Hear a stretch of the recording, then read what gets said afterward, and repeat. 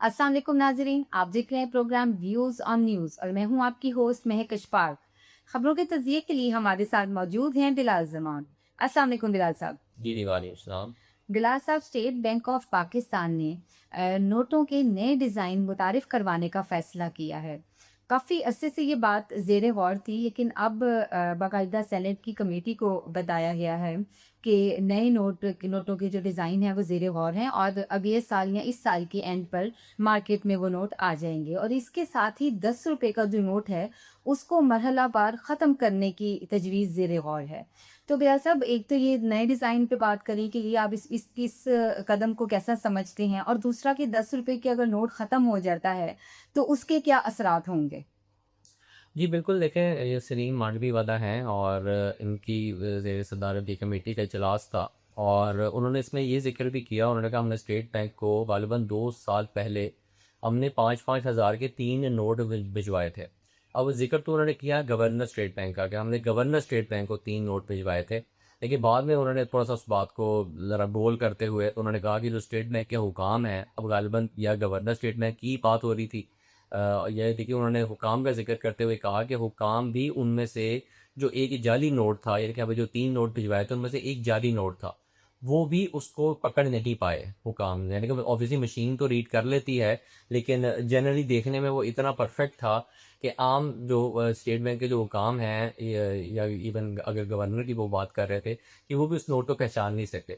फिर उन्होंने अज़र मज़ाक ये बात भी कही कि हम लोग को तीनों नोट भी वापस नहीं मिले, यानी कि वो वापस नोट भी वापस नहीं भिजवाए और 15,000 रुपया उनके पास ही अभी तक मौजूद है। तो आपने क्या इस हवाले से कदम उठाया? तो फिर उस पे जो स्टेट बैंक के वहाँ पे जो नुमाइंदे मौजूद थे, उन्होंने बताया कि जी नोटों के डिज़ाइन के हवाले से उस पे भी उनकी बड़ी सरज़निश हुई। जो कमेटी के मेंबरान थे उन्होंने कहा कि जी ये बात तो हम 2 सालों से सुनते आ रहे हैं, तो क्यों आपको इतनी देर लग रही है? इस पे स्टेट बैंक के जो नुमाइंदे थे उन्होंने ये वज़ाहत दी कि जो पहले 5,000 का नोट है ये आज से 20 साल पहले मुतारिफ़ करवाया गया था। तो उन्होंने कहा जी 20 साल ये नोट चल गया है, अब हम चाह रहे हैं कि जो अगला नोट आए या जो अगली करेंसी के जो हम नोट मुतारिफ़ करवाएँ, वो कम से कम इतने बेहतर डिज़ाइन के हों या ऐसे मतलब है कि उनके वो हो कि कम से कम वो अगले 20 साल तक करामद रहें और इतनी जल्दी उनकी कोई कॉपी बन के वो मार्केट में ना आ सके। ज़ाहिर-सी बात है, 5,000 का जो नोट है ये भी शुरू में तो इसकी कॉपी नहीं। अब सिचुएशन ये है कि वाक़ई अगर आप कहीं पे भी 5,000 का नोट देते हैं, तो लोग लिटरली डरते हैं वो नोट लेते हुए। और अब 60-70% जो बड़े मर्चेंडाइज़ स्टोर्स हैं, उन्होंने ये मशीनें अपने पास रख ली हुई हैं। जो आम दुकानदार है, वो बेचारा वैसे नोट को हाथ से पकड़ के उसको जो 1-2 तरीके हैं नोट को जज करने के, निशानात देख के और उससे वो कोशिश करता है कि वो नोट को पहचान ले। वरना ज़्यादातर लोगों ने अब वो मशीनें रख ली हुई हैं जो नोट फेक नोट्स को डिस्कार्ड कर देती हैं या उसकी पहचान बता देती हैं। तो उन्होंने कहा कि इस हवाले से ये हमारी कोशिश है। और दूसरा उन्होंने ये भी ज़िक्र किया कि जो एक नोट है, चाहे वो 5,000 का हो या वो 1,000 का हो, उसके ऊपर जो लागत आती है वो 13 से 14 रुपए लागत आती है। तो इस ज़ुमरे में उन्होंने ये 10 रुपए के नोट की बात की कि ये एक डिसाइड हो रहा है इस नोट को ख़त्म ही कर दिया जाए, क्योंकि शायद कॉस्ट जो नए डिज़ाइन की आएगी 10 रुपए के नोट की, वो छपाई आपको ज़्यादा महँगी पड़ेगी। एक्चुअल कॉस्ट ऑफ जो करेंसी है 10 रुपए की, उससे वो ज़्यादा वो कॉस्ट करेगी।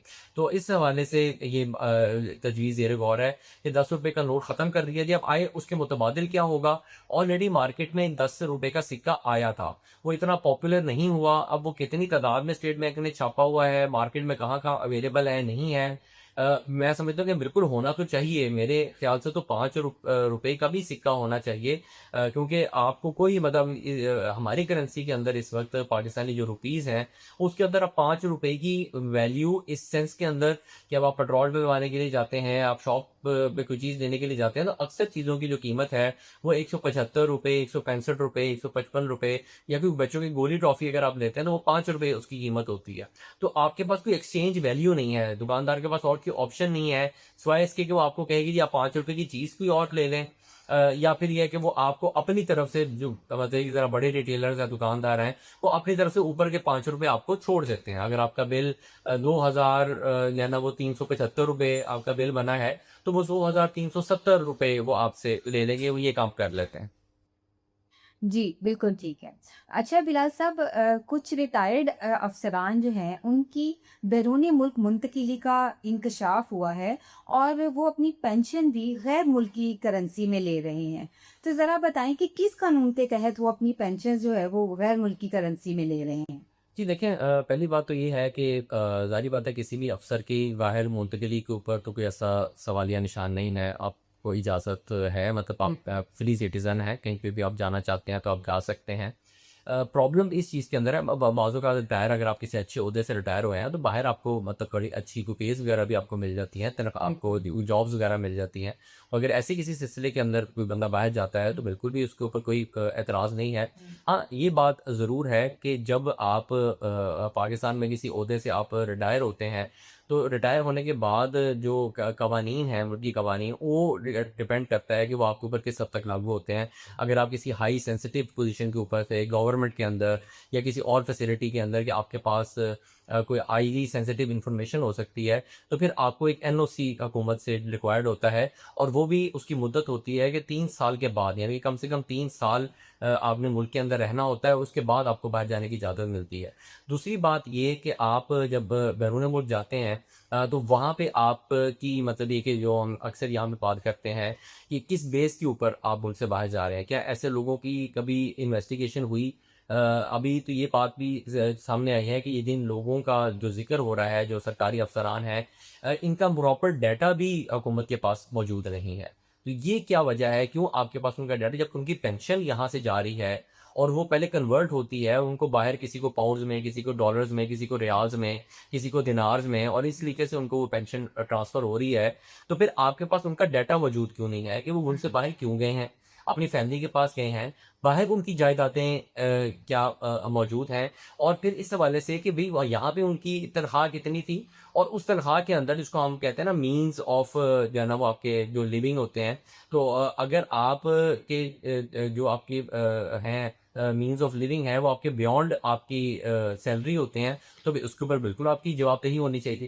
क्योंकि हर बंदा पाकिस्तान के अंदर रह के, कमा के ये अफ़ोर्ड नहीं करता कि वो बाहर जाके एक अच्छा लाइफ़स्टाइल अफ़ोर्ड कर सके। हाँ, चीज़ है कि जैसा मैंने ज़िक्र किया कि आपको अगर कोई हाई प्रोफ़ाइल जॉब मिली है, वहाँ पे आपकी जॉब वगैरह कर रहे हैं, उस पे कोई एतराज़ नहीं है। लेकिन बहरहाल डाटा मौजूद ना होना ये एक बड़ा सवालिया निशान ज़रूर है कि अगर ऐसे कुछ लोग हैं सरकारी अफ़सरान जो कि बैरून मुल्क मुंतकिल हुए हैं, ऑफ़िशियली मुंतकिल हुए हैं और उनकी पेंशन भी यहाँ से ऑफ़िशियली ट्रांसफ़र हो रही है, तो फिर उनका डाटा बहरहाल मौजूद होना चाहिए कि वो किस डिपार्टमेंट से गए, किस किस्म की इंफॉर्मेशन उनके पास है, आया वो अपनी फैमिली के पास गए, उनके पास प्रॉपर्टीज़ कितनी हैं, और उसकी जब तक जवाबदेही नहीं होती है, यहाँ पे उसकी अकाउंटेबिलिटी नहीं होती है, उस पर कोई रिकॉर्ड मौजूद नहीं होता, तब तक बहरहाल मतलब देखिए एक सवालिया निशान वो ज़रूर ऐसे लोगों के ऊपर मौजूद रहता।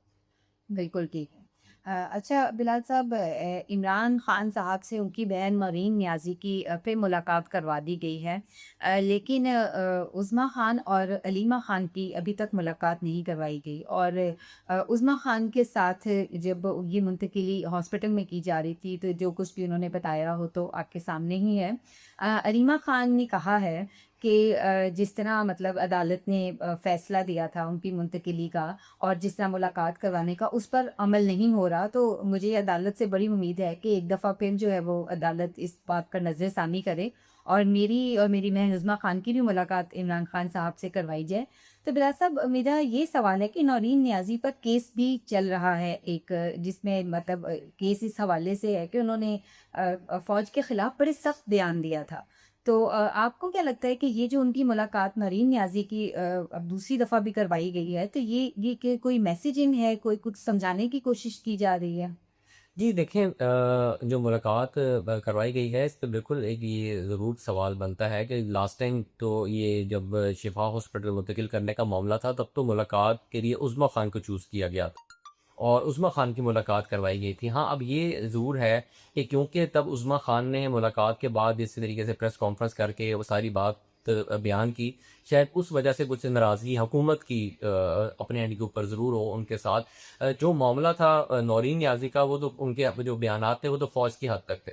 तो वहाँ पे बिल्कुल हो सकता है कि फ़ौज को ज़रूर एक या एस्टेब्लिशमेंट को ज़रूर एक प्रॉब्लम हो, लेकिन हुकूमत को उसमें कोई प्रॉब्लम नहीं थी, इसलिए वो नौरीन नियाज़ी से उनकी इमरान खान साहब की मुलाकात करवा दी गई। आज मुलाकात का दिन था। लेकिन ये एक ज़रूर आप यानी कि अचंभे की बात है कि वो मुलाकातें जो पिछले इतने अरसे से बंद थी, अब अचानक इमरान खान साहब का हॉस्पिटल जाने का फ़ैसला भी अदालत से आ जाना और उसके बाद इसी हफ़्ते उनकी बहन से मुलाकात का भी हो जाना। अब या तो ये पोस्चरिंग है, पोस्चरिंग इस हवाले से कि क्योंकि हुकूमत ने पहले एक तौहीन अदालत वाला मामला किया है, यानी कि फ़ैसले को ना मानते हुए उन्होंने तौहीन अदालत की है, या तो उसको थोड़ा-सा सप्रेस करने की कोशिश की जा रही है कि अगर पीटीआई अपनी दरख़्वास्त, क्योंकि आज उन्होंने दरख़्वास्त दायर की हुई थी तौहीन अदालत की, उसको ख़बरों के मुताबिक नंबर भी अलॉट कर दिया गया है, उसे उसके ऊपर एतराज़ था वो दूर कर दिया गया है।